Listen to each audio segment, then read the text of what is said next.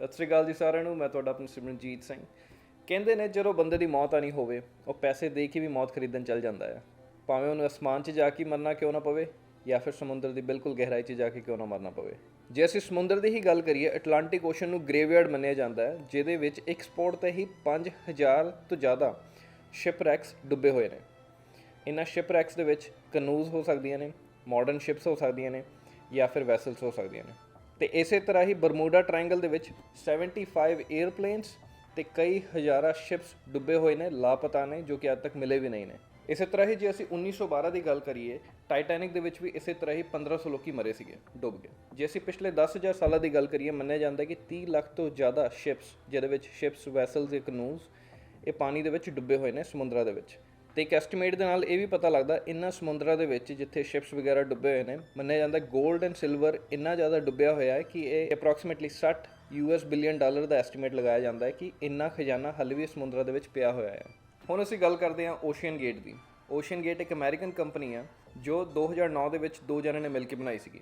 Ocean gate ਦਾ main ਗੋਲ ਹੈ research, exploration ਤੇ tourism ਨੂੰ ਪ੍ਰਮੋਟ ਕਰਨਾ ਸਮੁੰਦਰਾਂ ਦੇ ਵਿੱਚ। ਓਸ਼ੀਅਨ ਗੇਟ ਕੋਲ 3 ਸਮਰਸੀਬਲ ਸੀਗੀਆਂ, ਜਿਹਦੇ ਵਿੱਚ ਇੱਕ ਉਹਨਾਂ ਨੇ ਖਰੀਦੀ ਸੀਗੀ ਤੇ ਬਾਅਦ 'ਚ ਉਹਨਾਂ ਨੇ 2 ਬਣਾਈਆਂ ਸੀਗੀਆਂ। ਤੇ ਜਿਹੜੀ ਦੂਜੀ ਸਮਰਸੀਬਲ ਇਹਨਾਂ ਨੇ ਬਣਾਈ ਸੀ, ਜਿਹਦਾ ਨਾਮ ਟਾਈਟਨ ਸੀਗਾ, ਇਹਦੇ ਵਿੱਚ ਓਸ਼ੀਅਨ ਗੇਟ ਇਹ ਕਲੇਮ ਕਰਦਾ ਰਿਹਾ ਹੈ ਕਿ ਟਾਈਟਨ ਸਮਰਸੀਬਲ ਕੋਲੈਬੋਰੇਸ਼ਨ ਦੇ ਵਿੱਚ ਬਣਾਈ ਸੀਗੀ ਬੋਇੰਗ, ਨਾਸਾ ਤੇ ਯੂਨੀਵਰਸਿਟੀ ਆਫ ਵਾਸ਼ਿੰਗਟਨ ਦੇ ਨਾਲ। ਟਾਈਟਨ ਸਮਰਸੀਬਲ ਇਹ 22 ਫੁੱਟ ਲੰਬੀ ਸੀਗੀ, ਇੱਕ ਵੱਡੀ ਵੈਨ ਕਾਰ ਜਿੰਨੀ ਲੰਬੀ ਸੀਗੀ, ਤੇ ਇਹਦੇ 'ਚ ਕੈਪੈਬਿਲਿਟੀ ਸੀਗੀ ਕਿ 4000 ਮੀਟਰ ਇਹ ਓਸ਼ੀਅਨ ਦੇ ਅੰਡਰ ਜਾ ਸਕਦੀ ਸੀਗੀ, ਇੱਕ ਸਫੀਸ਼ੀਐਂਟ ਸੇਫਟੀ ਮਾਰਜਨ ਦੇ ਨਾਲ।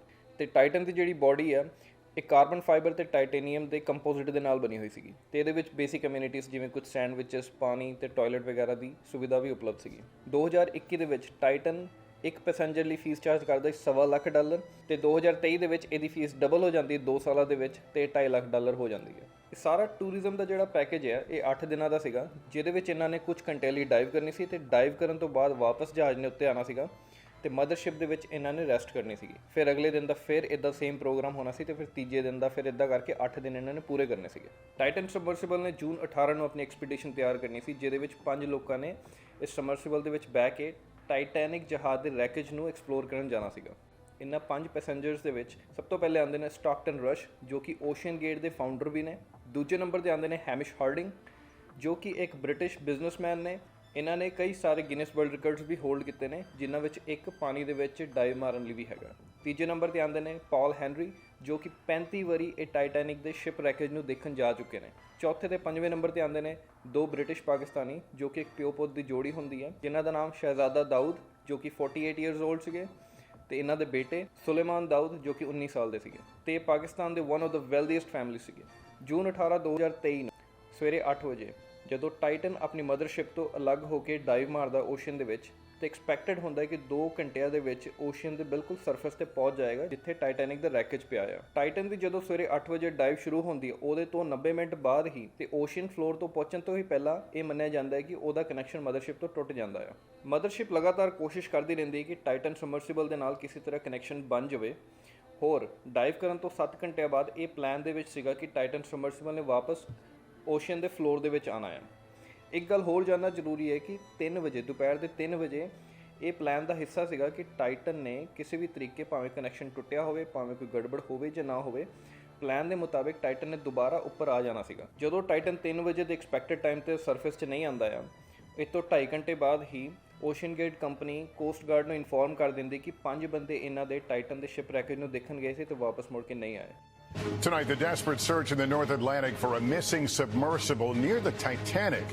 The U.S. and Canadian Coast Guard scouring for a sub carrying 5 people. ਜਿੱਦਾਂ ਹੀ ਕੋਸਟ ਗਾਰਡ ਨੂੰ ਇਨਫੋਰਮ ਕੀਤਾ ਜਾਂਦਾ ਹੈ ਇਸ ਇਨਸੀਡੈਂਟ ਬਾਰੇ, ਕਾਫੀ ਹਲਚਲ ਮਚ ਜਾਂਦੀ ਹੈ। ਤੇ ਕੁਝ ਘੰਟਿਆਂ ਬਾਅਦ ਜਦੋਂ ਸੋਮਵਾਰ ਜੂਨ 19 2023 ਨੂੰ ਕੋਸਟ ਗਾਰਡ ਇਹ ਇਨਫੋਰਮ ਕਰਦੀ ਹੈ ਕਿ ਉਹਨਾਂ ਨੇ ਆਪਣੇ 2 ਜਹਾਜ਼ C-130 ਤੇ P-8 에ਅਰਕ੍ਰਾਫਟ ਲਗਾਏ ਹੋਏ ਨੇ, ਜਿਨ੍ਹਾਂ ਦੇ ਵਿੱਚ ਸੋਨਾਰ ਕੈਪੇਬਿਲਿਟੀ ਹੈਗੀ ਆ, ਜਿਹਦੇ ਨਾਲ ਉਹ ਟਾਈਟਨ ਸਮਰਸੀਬਲ ਨੂੰ ਲੱਭਣ ਦੀ ਕੋਸ਼ਿਸ਼ ਕਰ ਰਹੇ ਨੇ। ਜਦੋਂ ਸੋਮਵਾਰ ਦੇ ਦਿਨ ਇਹਨਾਂ ਨੂੰ ਕੋਈ ਵੀ ਇਨਫੋਰਮੇਸ਼ਨ ਨਹੀਂ ਮਿਲਦੀ ਹੈ ਤੇ ਨਾਕਾਮਯਾਬ ਰਹਿੰਦੇ ਨੇ। ਇਸੇ ਤਰ੍ਹਾਂ ਹੀ ਅਗਲੇ ਦਿਨ ਮੰਗਲਵਾਰ ਨੂੰ ਜੂਨ 20 2023 ਨੂੰ ਕੈਨੇਡੀਅਨ 에ਅਰਕ੍ਰਾਫਟ ਇਨਫੋਰਮ ਕਰਦੇ ਨੇ ਕਿ ਉਹਨਾਂ ਨੂੰ ਅੰਡਰ ਵਾਟਰ ਕੁਝ ਆਵਾਜ਼ਾਂ ਸੁਣਨ ਨੂੰ ਮਿਲੀਆਂ ਨੇ। ਤੇ ਇਹਨਾਂ 에ਅਰਕ੍ਰਾਫਟ ਤੇ ਕੋਸਟ ਗਾਰਡ ਮਿਲ ਕੇ ਉਸੇ ਏਰੀਆ ਦੇ ਵਿੱਚ, ਉਸੇ ਡਾਇਰੈਕਸ਼ਨ ਦੇ ਵਿੱਚ ਆਪਣੀ ਸਰਚ ਸ਼ੁਰੂ ਕਰ ਦਿੰਦੇ ਨੇ ਤੇ 10,000 ਸਕੁਅਰ ਮੀਲਸ ਇਹਨਾਂ ਨੇ ਸਰਚ ਆਪਣੀ ਕੰਪਲੀਟ ਕਰ ਦਿੱਤੀ ਹੁੰਦੀ ਹੈ।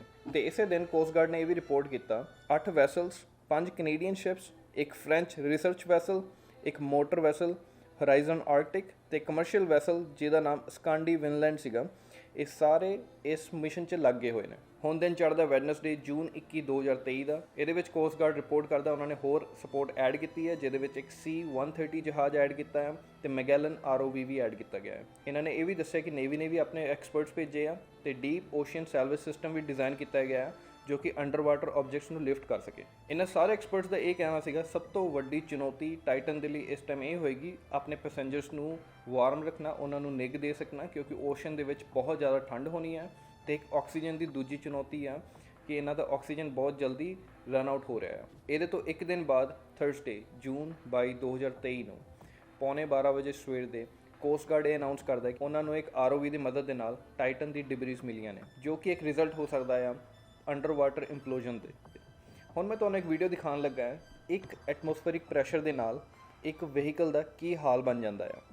ਔਰ ਤੁਸੀਂ ਇਹ ਸੋਚੋ 375 ਐਟਮੋਸਫੇਰਿਕ ਪ੍ਰੈਸ਼ਰ ਦੇ ਵਿੱਚ ਉਹ ਟਾਈਟਨ ਤੇ ਉਹਦੇ ਵਿੱਚ ਬੰਦਿਆਂ ਦਾ ਕੀ ਹਾਲ ਹੋਇਆ ਹੋਵੇਗਾ। ਓਸ਼ਨ ਗੇਟ ਨੇ ਜਦੋਂ ਕਲੇਮ ਕੀਤਾ ਸੀਗਾ ਕਿ ਨਾਸਾ, ਬੋਇੰਗ ਤੇ university of Washington the partnership ਦੇ ਨਾਲ ਇਹਨਾਂ ਨੇ ਇਸ ਵੈਸਲ ਨੂੰ ਡਿਜ਼ਾਈਨ ਤੇ ਕੰਸਟਰਕਟ ਕੀਤਾ ਸੀਗਾ, ਇਸ ਇਨਸੀਡੈਂਟ ਤੋਂ ਬਾਅਦ ਹੀ ਇਹਨਾਂ ਤਿੰਨਾਂ ਨੇ ਇਸ ਕਲੇਮ ਨੂੰ ਡਿਨਾਈ ਕੀਤਾ ਤੇ ਕਿਹਾ ਇਹਦੇ ਕੰਸਟਰਕਸ਼ਨ ਜਾਂ ਡਿਜ਼ਾਈਨ ਦੇ ਵਿੱਚ ਇਹਨਾਂ ਦਾ ਕੋਈ ਰੋਲ ਨਹੀਂ ਸੀਗਾ। ਹੁਣ ਅਸੀਂ 2021 ਦੇ ਇੱਕ ਵੀਡੀਓ ਦੀ ਗੱਲ ਕਰਦੇ ਹਾਂ ਜਿਹਦੇ ਵਿੱਚ ਓਸ਼ਨ ਗੇਟ ਦੇ one of the founders Stockton rush, ਜੋ ਕਿ ਇਸ ਟਾਈਟਨ ਸਬਮਰਸੀਬਲ ਦੇ ਪਾਇਲਟ ਵੀ ਰਹੇ ਸੀਗੇ, ਇਹਨਾਂ ਨੇ ਇੰਟਰਵਿਊ 'ਚ ਇਹ ਦੱਸਿਆ ਸੀਗਾ ਕਿ ਕਿਸ ਤਰੀਕੇ ਆਪਣੇ ਲੌਜਿਕ ਤੇ ਐਕਸਪਰਟੀਜ਼ ਦੇ ਨਾਲ ਕੁਝ ਰੂਲਸ ਤੋੜਨ ਮਰੋੜਨ ਦੀ ਗੱਲ ਕਰ ਰਹੇ ਨੇ। I'd like to be remembered as an innovator. I think it was General MacArthur said, "You're remembered for the rules you break." And I've broken some rules to make this. I think I've broken them with logic and good engineering behind me. The carbon fiber and titanium. There's a rule you don't do that. Well, I did. ਹੋਰ ਇਹਨਾਂ ਨੇ ਕਾਫੀ ਅਨਕਨਵੈਨਸ਼ਨਲ materials ਵੀ choose ਕੀਤੇ, ਜਿਵੇਂ ਕਿ carbon fibre ਤੇ ਟਾਈਟੈਨੀਅਮ materials. ਔਰ ਇਹਨਾਂ ਨੇ ਬੜੇ ਗਰਵ ਦੇ ਨਾਲ ਇਹ ਗੱਲਾਂ ਵੀ ਕਹੀਆਂ ਕਿ ਤੁਸੀਂ ਦੁਨੀਆ ਦੇ ਵਿੱਚ ਯਾਦਗਾਰ ਤਦੋਂ ਬਣਾਉਂਦੇ ਹੋ ਜਦੋਂ ਤੁਸੀਂ ਰੂਲਸ ਤੋੜਦੇ ਹੋ, ਨਾ ਕਿ ਜਦੋਂ ਤੁਸੀਂ ਰੂਲਸ ਫੋਲੋ ਕਰਦੇ ਹੋ। ਇਸੇ ਤਰ੍ਹਾਂ ਇੱਕ ਅਮਰੀਕਨ ਰਿਪੋਰਟਰ ਡੇਵਿਡ ਪੋਗ, ਇਹਨਾਂ ਨੇ ਵੀ ਟਾਈਟਨ ਦੀ ਸਵਾਰੀ ਲਿੱਤੀ ਸੀਗੀ ਤੇ 37 ਫੁੱਟ ਥੱਲੇ ਜਾਣ ਤੋਂ ਬਾਅਦ ਹੀ ਕੁਝ ਪ੍ਰੋਬਲਮਸ ਆਉਣ ਕਰਕੇ ਟਾਈਟਨ ਨੂੰ ਵਾਪਸ ਸਰਫੇਸ ਦੇ ਉੱਤੇ ਲਿਆਇਆ ਗਿਆ ਸੀਗਾ ਤੇ ਇਸ ਤੋਂ ਬਾਅਦ ਇਹਨਾਂ ਨੂੰ ਕੋਈ ਓਪਰਚੁਨਿਟੀ ਨਹੀਂ ਮਿਲੀ ਕਿ ਦੁਬਾਰਾ ਜਾ ਸਕਣ। ਡੇਵਿਡ ਪੋਗ ਨੇ ਇਹ ਵੀ ਦੱਸਿਆ ਕਿ ਟਾਈਟਨ ਸਬਮਰਸੀਬਲ ਕੋਈ ਸਰਟੀਫਿਕੇਸ਼ਨ ਜਾਂ inspection from third party organisation ਦੇ ਬਗੈਰ ਹੀ ਚੱਲਦੀ ਹੈ। ਇਹ ਆਪਣੇ ਲੈਵਲ ਤੇ ਹੀ ਇਨਸਪੈਕਸ਼ਨਸ ਕਰ ਲੈਂਦੇ ਨੇ, ਇਹਨਾਂ ਦੀ ਚੈੱਕਲਿਸਟ ਹੈਗੀ ਆ, ਪਰ ਇਹ ਥਰਡ ਪਾਰਟੀ ਆਰਗੇਨਾਈਜੇਸ਼ਨਸ ਤੋਂ ਕਦੀ ਵੀ ਚੈੱਕ ਨਹੀਂ ਕਰਦੇ। ਇਹਦਾ ਕਾਰਨ ਇਹ ਵੀ ਹੋ ਸਕਦਾ ਹੈ ਕਿਉਂਕਿ ਇੰਟਰਨੈਸ਼ਨਲ ਵਾਟਰਸ ਦੇ ਵਿੱਚ ਇੰਨੇ ਜ਼ਿਆਦਾ ਲਾਜ਼ ਹਲੇ ਤੱਕ ਨਹੀਂ ਹੈਗੇ ਜਿਹਦੇ ਵਿੱਚ ਥਰਡ ਪਾਰਟੀ ਆਰਗੇਨਾਈਜੇਸ਼ਨਸ ਤੋਂ ਸੇਫਟੀ ਇਨਸਪੈਕਸ਼ਨਸ ਜਾਂ ਸਟੈਂਡਰਡਸ ਚੈੱਕ ਕਰਾਈ ਜਾਵੇ। ਓਸ਼ਨ ਗੇਟ ਨੇ 2015 ਦੇ ਵਿੱਚ ਇੱਕ experienced Scottish submarine pilot hire ਕੀਤਾ ਸੀਗਾ ਜਿਹਦਾ ਨਾਮ ਲੌਕਰਿਜ ਸੀਗਾ। ਤੇ ਹੈਰਾਨੀ ਦੀ ਗੱਲ ਹੈ ਲੌਕਰਿਜ ਉਹਨਾਂ ਦੇ ਹੀ EMPLOYE ਹੋਣ ਤੋਂ ਬਾਵਜੂਦ ਵੀ ਇਹਨਾਂ ਨੇ ਸੀਐਟਲ ਦੇ ਫੈਡਰਲ ਕੋਰਟ ਦੇ ਵਿੱਚ ਇਹਨਾਂ ਦੇ ਉੱਤੇ ਹੀ ਓਸ਼ਨ ਗੇਟ ਦੇ ਉੱਤੇ ਹੀ ਇਹਨਾਂ ਨੇ ਕੇਸ ਕਰ ਦਿੱਤਾ ਸੀਗਾ ਕਿ ਇਹਨਾਂ ਦੇ ਸੇਫਟੀ ਸਟੈਂਡਰਡਸ ਬਹੁਤ ਲੋ ਨੇ। ਹੋਰ ਇਹਨਾਂ ਨੂੰ ਬਹੁਤ ਫਿਕਰ ਹੁੰਦੀ ਹੈ ਕਿ ਪੈਸੇਂਜਰਸ ਜਿਹੜੇ ਥੱਲੇ ਜਾਣਗੇ ਤੇ ਇਹ ਜਿਹੜਾ ਸਬਮਰਸੀਬਲ ਦਾ ਹੱਲ ਆ ਇਹ ਇੰਨਾ ਪ੍ਰੈਸ਼ਰ ਥੱਲੇ ਪਾਣੀ ਦੇ ਵਿੱਚ ਨਹੀਂ ਚੱਲ ਸਕੇਗਾ ਤੇ ਇਹ ਇੱਕ ਬਹੁਤ ਵੱਡਾ ਸੇਫਟੀ ਵਾਇਲੇਸ਼ਨ ਹੋ ਸਕਦਾ ਹੈ। ਜੇ ਅਸੀਂ ਇਸੇ ਚੀਜ਼ ਨੂੰ ਇੱਕ ਹਵਾਈ ਜਹਾਜ਼ ਨਾਲ ਕੰਪੇਅਰ ਕਰੀਏ, ਹਵਾਈ ਜਹਾਜ਼ ਦੇ ਵਿੱਚ ਕੀ ਹੁੰਦਾ ਹੈ, ਉਹਦੇ ਵਿੱਚ ਇੰਸਪੈਕਸ਼ਨ ਤੇ ਟੈਸਟਿੰਗ ਹੁੰਦੀ ਹੈ। ਇੰਸਪੈਕਸ਼ਨ ਦੇ ਵਿੱਚ ਵਿਜ਼ੂਅਲ ਇੰਸਪੈਕਸ਼ਨਸ ਆ ਜਾਂਦੀਆਂ ਨੇ ਤੇ ਟੈਸਟਿੰਗ ਦੇ ਵਿੱਚ ਇਹ ਵੀ ਹੋ ਸਕਦਾ ਹੈ ਜਹਾਜ਼ ਨੂੰ ਇੱਕ ਸਰਟਨ ਨੰਬਰ ਆਫ ਪ੍ਰੈਸ਼ਰ ਤੇ ਬਾਰ-ਬਾਰ ਉਹਦੇ ਤੇ ਅਪਲਾਈ ਕੀਤਾ ਜਾਂਦਾ ਹੈ ਤੇ ਸਰਟਨ ਨੰਬਰ ਆਫ ਟਾਈਮਸ। ਹੁਣ ਅਗਰ ਅਸੀਂ ਇਹ ਸਮਝੀਏ ਕਿ 1000ਵੇਂ ਸਾਈਕਲ ਤੇ ਜਾ ਕੇ ਜਹਾਜ਼ ਟੁੱਟ ਜਾਂਦਾ ਹੈ ਤੇ ਉਹਦੀ ਆਪਰੇਸ਼ਨਲ ਲਾਈਫ ਸ਼ਾਇਦ 500 ਹੀ ਮੰਨੀ ਜਾਏਗੀ, ਬਿਲਕੁਲ ਹਾਫ ਤੇ ਕੀਤੀ ਜਾਏਗੀ। ਪਰ ਕਿਉਂਕਿ ਟਾਈਟਨ ਸਿਰਫ ਇੱਕੋ ਹੀ ਸੀਗਾ ਜੋ ਕਿ ਇੰਨਾ ਡੀਪ ਡਾਈਵ ਕਰ ਸਕੇ, ਇਹਦੇ ਵਿੱਚ ਬਹੁਤ ਹੀ ਘੱਟ ਟੈਸਟਿੰਗਸ ਤੇ ਇਨਸਪੈਕਸ਼ਨਸ ਹੋਈਆਂ ਸੀਗੀਆਂ। ਹੁਣ 28 ਜੂਨ 2023 ਨੂੰ ਕੋਸਟ ਗਾਰਡ ਨੇ ਇਹ ਇਨਫੋਰਮ ਕੀਤਾ ਕਿ ਉਹਨਾਂ ਨੂੰ ਟਾਈਟਨ ਦਾ ਮਲਬਾ ਮਿਲ ਚੁੱਕਾ ਹੈ ਤੇ ਉਹਨਾਂ ਨੇ ਸਮੁੰਦਰ 'ਚੋਂ ਕੱਢ ਲਿਆ ਹੋਇਆ ਤੇ ਇਹਦੇ ਵਿੱਚ ਇਹ ਵੀ ਮੰਨਿਆ ਜਾ ਰਿਹਾ ਕਿ ਹਿਊਮਨ ਰਿਮੇਨਸ ਵੀ ਇਹਦੇ ਵਿੱਚ ਪਾਏ ਗਏ ਨੇ। ਐਕਸਪਰਟਸ ਦਾ ਇਹ ਵੀ ਕਹਿਣਾ ਕੈਨੇਡੀਅਨ ਤੇ ਅਮਰੀਕਨ ਇਨਵੈਸਟੀਗੇਟਰਸ ਮਿਲ ਕੇ ਇਸ ਸਾਰੇ ਇਨਸੀਡੈਂਟ ਦੀ ਇਨਵੈਸਟੀਗੇਸ਼ਨ ਕਰਨਗੇ।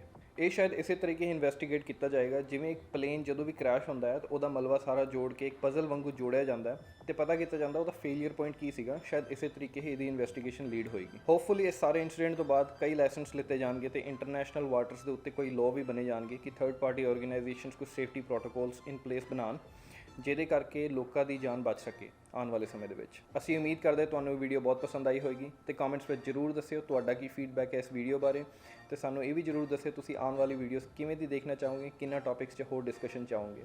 ਦੇਖਣ ਲਈ ਬਹੁਤ ਬਹੁਤ ਧੰਨਵਾਦ।